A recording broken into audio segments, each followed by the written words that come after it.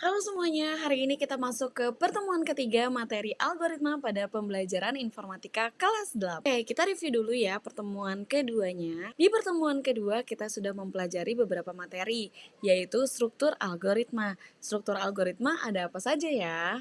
Struktur algoritma yaitu ada tiga, ada sekuensial, ada percabangan, ada perulangan. Percabangan bisa pakai kata jika, if else, atau switch case. Kemudian, struktur perulangan dapat diimplementasikan menggunakan pernyataan. Kalau dalam bahasa Indonesia, kita bisa lakukan kembali, atau ulangi, atau lakukan selamanya. Di bahasa pemrograman bisa for, forever, repeat, while, do while. Oke, untuk hari ini tujuan pembelajaran kita yaitu mendeskripsikan konsep dasar dalam penulisan algoritma dan menjelaskan tentang jenis-jenis tipe data. Oke, kita masuk ke materi yang pertama yaitu konsep dasar penulisan algoritma. Yang pertama adalah input. Input itu ingat kata kuncinya masukkan. Oke, input itu seperti apapun yang kita ketikkan di keyboard, apapun yang kita rekam di mikrofon. Itu adalah data input. Kemudian output. Kata kunci output yaitu menampilkan. Misal, pada algoritma mencari luas persegi, maka outputnya adalah tampilkan hasil luas. Kemudian yang ketiga adalah variabel. Variabel itu kata kuncinya tempat penyimpanan. Jadi dia akan menyimpan sebuah nilai. Nilainya apa saja ya? Nilainya itu ada beragam banyak data. Nilainya itu ada berbagai jenis data. Nah, jenis data pada pemrograman disebut tipe data. Berikutnya adalah syarat menentukan nama variabel. Variabel itu tidak boleh sembarangan. Yang pertama, variabel harus jelas. Misalkan, nilai akhir. Diberikan keterangan bahwa ini adalah variabel untuk nilai akhir. Kemudian, hindari kata for, switch case, if else. Nanti dia bingung, itu function atau variabel. Kemudian yang ketiga, perhatikan huruf besar dan kecil pada nama variabel. Boleh kalian pakai huruf besar, huruf kecil, yang penting pada saat dipanggil kalian konsisten ya. Yang keempat, hindari penggunaan angka pada awal variabel.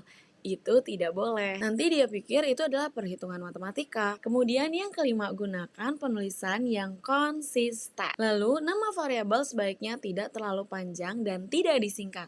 Misalkan, nilai akhir siswa itu terlalu panjang. NA itu juga jangan disingkat. Nanti kita bingung, NA itu apa ya? Hindari penggunaan simbol-simbol matematika agar tidak rancu pengertiannya.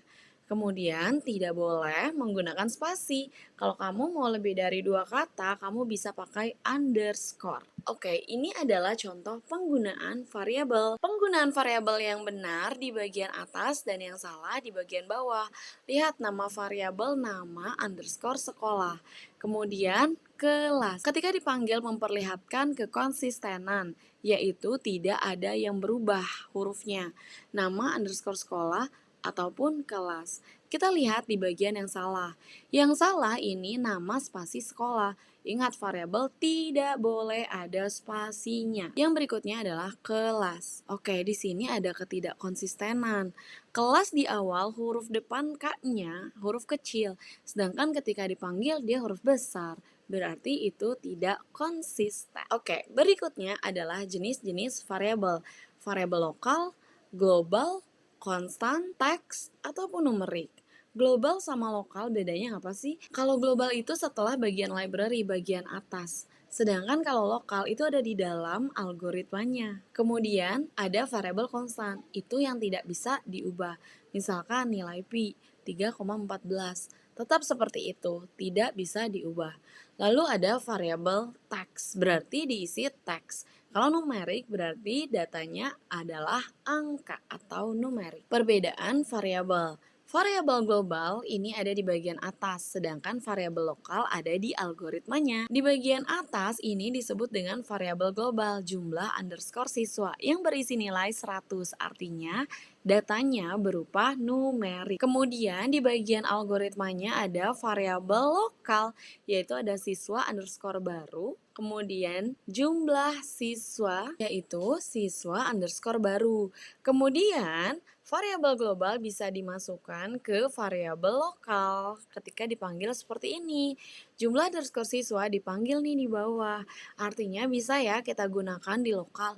Tapi kalau variabel lokal kita tidak bisa gunakan di global atau di algoritma yang lain. Lalu berikutnya kita masuk ke tipe data. Tipe data ada dua jenis, ada primitif, ada komposit. Kita bahas satu persatu. Berikutnya kita masuk ke tipe data primitif. Tipe data primitif adalah tipe dasar yang sudah disediakan. Ada 4 tipe data primitif, yaitu ada boolean, ada karakter, ada floating point, dan juga integer. Boolean itu artinya apa sih? Dia itu terdapat hanya 2 pilihan, bisa 1 0, true or false, benar atau salah, laki-laki atau perempuan, dan lain-lain. Kemudian kalau karakter itu berisi 1 karakter saja, boleh huruf, boleh simbol, boleh angka, asalkan hanya 1 karakter. Misalkan, char jenis kelamin sama dengan P. Seperti itu. Lalu floating point. Floating point itu ditandai dengan tanda koma. Artinya itu bilangan desimal. Kemudian integer. Integer itu adalah bilangan bulat. Mau positif ataupun negatif, ketika dia bilangan bulat, dia tetap disebut dengan integer. Misalkan minus 100 yaitu integer, 100 juga integer. Ini adalah penjelasan boolean, karakter, ini penjelasan tentang floating point dan integer. Oke, berikutnya kita masuk ke latihan tipe data. Ali menghitung nilai rata-rata kelas, nilainya bisa berupa 7,25. Terdapat tanda koma, berarti tipe datanya floating point. 45,7 berarti tipe datanya floating point. Dalam aplikasi game, status pemain hanya ada 2 yaitu hidup dan mati. Berarti ini tipe datanya boolean.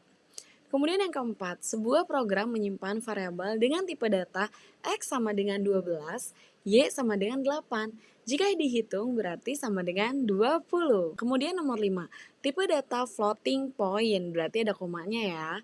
87,5 ditambah 2,5, yaitu 90,0. Ingat, ada komanya.